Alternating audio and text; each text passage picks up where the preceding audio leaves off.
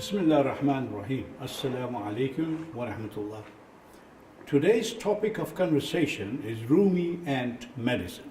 At the time of Seljuks, Wazir Nizamuddin extended hospitals under the name Bimaristan, which spread from Damascus to Anatolia and Konya. In Konya, at the time of Rumi, his good friend Hakim Ekmeluddin showed great favor to Rumi. Ekmeluddin was actually from Nahjaman and was the Sultan of doctors, and simply Bey Hakim he was called because he was the chief doctor. Rumi, in one of his letters, says, "Salam and love, you the poise diamond of life, antidote of poisons, fruit and trees of wisdom, uprooter of troubles, diseases, deserver of praises, staunch believer, avoiding God's fear and the best source of drinking pure water, master of high thoughts and the accomplisher of thoughts and God's commands, we are in receipt of your greetings." Thank you for that. May God perpetuate the greatness, giving the key to the superiority of supremacy, closeness and donation. He may bestow the donator the best return. Those greetings resemble the kindness of the sender. They reflected of the greatness of the greeter, and were the signs of nobleness of personality and family. We received the scent of love via those greetings and discovered the actual feelings of love. We prayed and offered thanks in return. Not everyone who rides the horse is a real rider. Not everyone who runs the horse is a good rider. This is what he says, Maulana.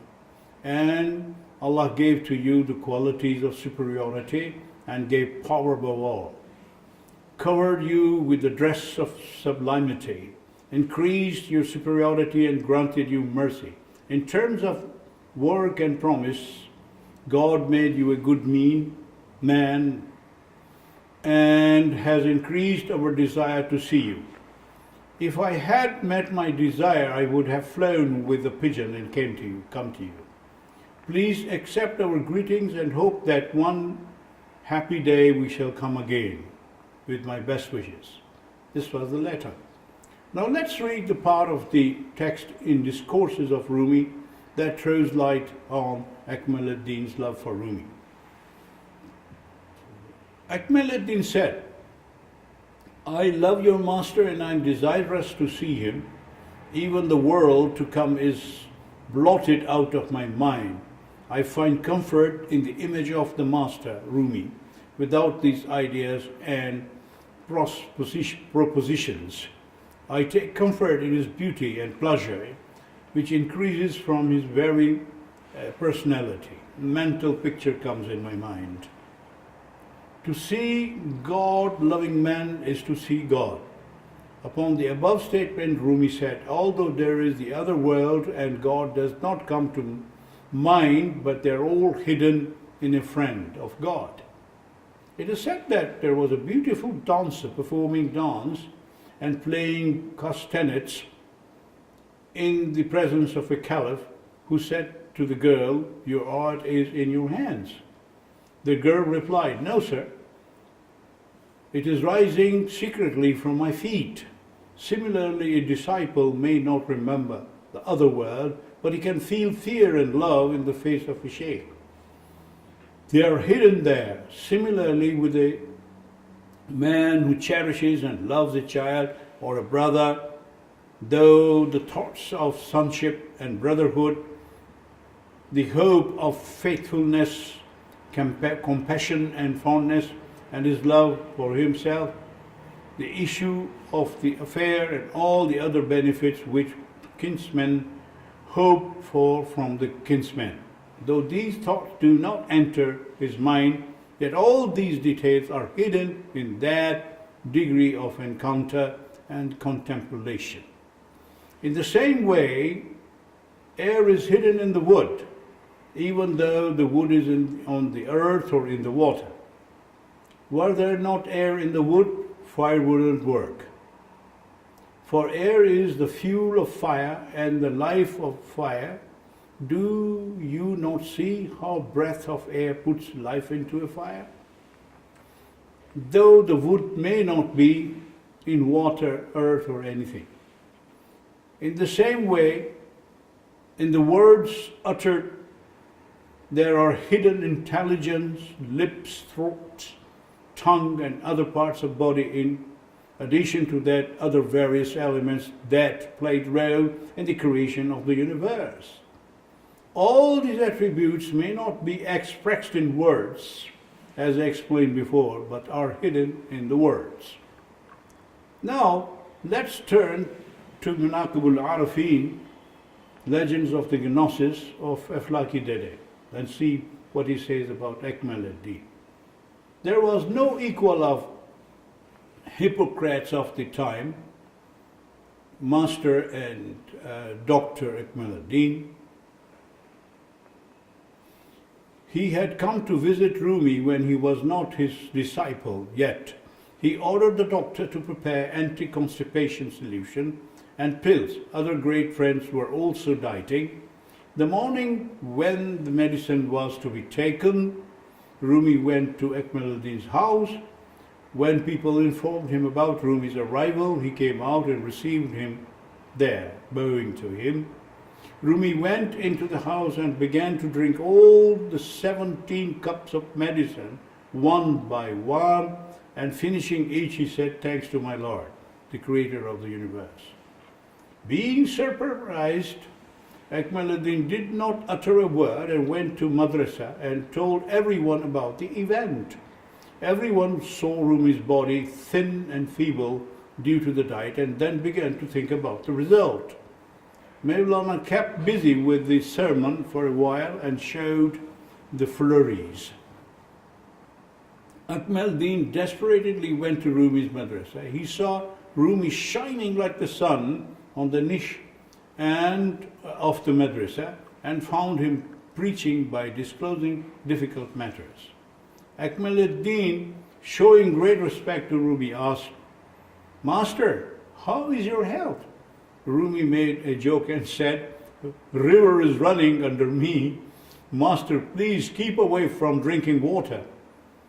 Reminded Ekmeleddin. Rumi asked for ice and began to eat ice cubes.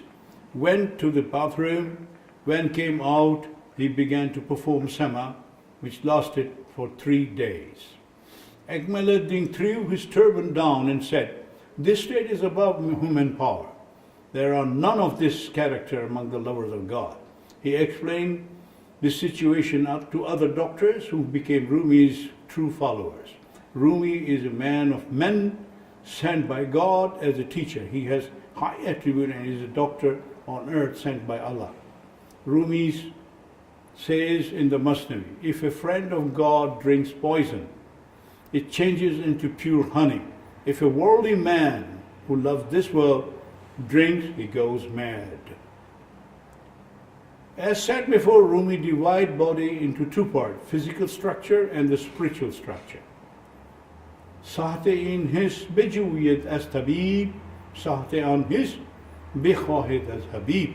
For the treatment of these feelings seek a doctor, but for other feelings seek for a beloved of God.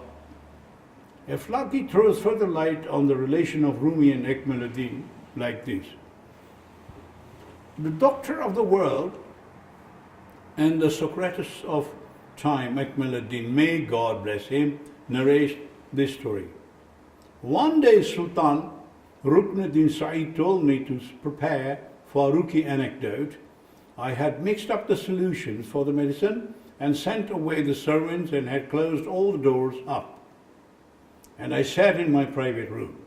When the anecdote was ready, just then Rumi appeared at the corner of the door. I showed respect and offered the solution in a golden bowl. He did not look at it, but said, "Master Ekmeleddin, a great dragon has entered our body that cannot be treated, even if we drink anecdote full like ocean and disappear. This story is also narrated by Dr.Erkan Erzincan. There is another story about Akmal ad-Din in the same book.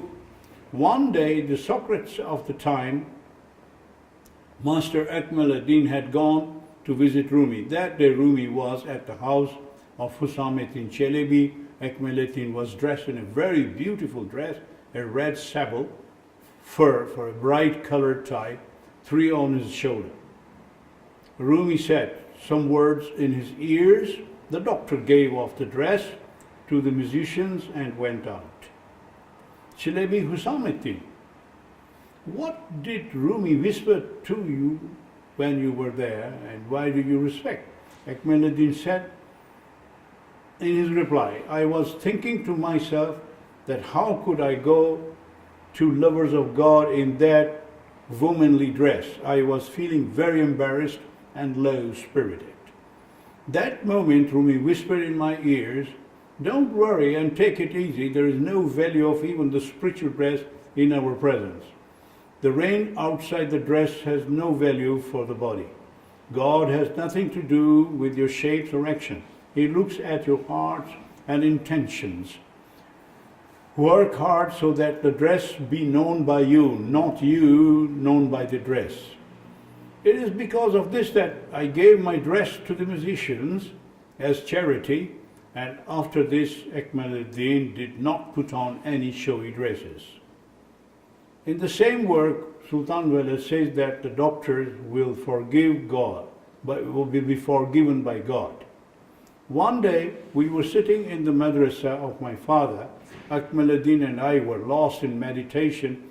Just then Rumi came in and put his head on my knees, looked warmly at my face and said, Bahatin, look at me carefully. I said, shall I see your face like this on the doom day? Akmal ad-Din said, well, I believe that one who sees Rumi's face once in this world, on the doomsday, Rumi will become intercessor to his whole family and kith and kin. My father rose up saying this, by God, all the doctors will be forgiven by God, and those who have seen our face will not see hell. He continued, time will come when this madrasa will demolish totally, yet those who pass by there will not enter hell, and utter these verses. سخت خوشی چشم بدت دور باد ای خنک آن چشم که روی تو دید دیدن روی تو بسی نادر است ای خنک آن گوش که نامت شنید. You are so beautiful, may God keep your eyes away. How lucky are those that saw your lovely face. Seeing your face is unique.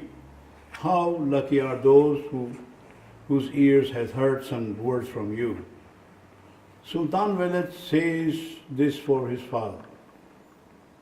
آتشی دوزخ نسوزد آن کسی را که او برو یک نظر انداخت روزی یا شنید از او وی بیان.